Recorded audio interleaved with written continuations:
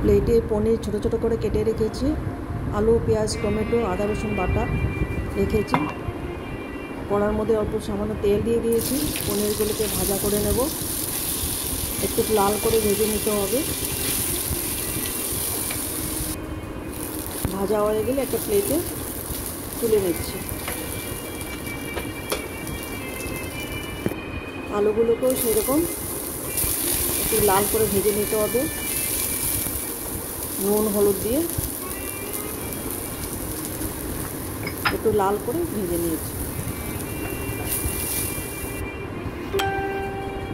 এখন কড়ার মধ্যে একটু তেল দিয়ে শুকনো লঙ্কা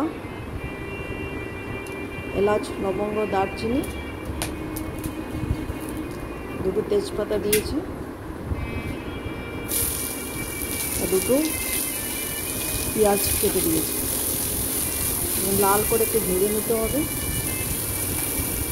আদা রসুন বাটাটা দিয়ে দিয়েছি, কাঁচা লঙ্কা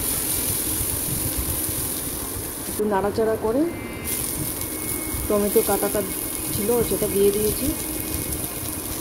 হলুদের গুঁড়ো জিরে ধনে গুঁড়ো দিয়ে দিয়েছি, আর একটু লাল লঙ্কার গুঁড়ো দিয়ে দিয়েছি। টমেটো পেস্ট করে রাখাতে 2 চামচ টমেটো পেস্টও দিয়ে দিয়েছি।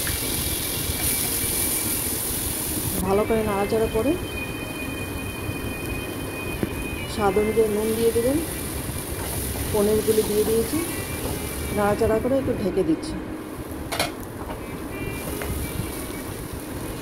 ভালো করে নাড়াচাড়া করে গরম জল দিয়ে দেবে,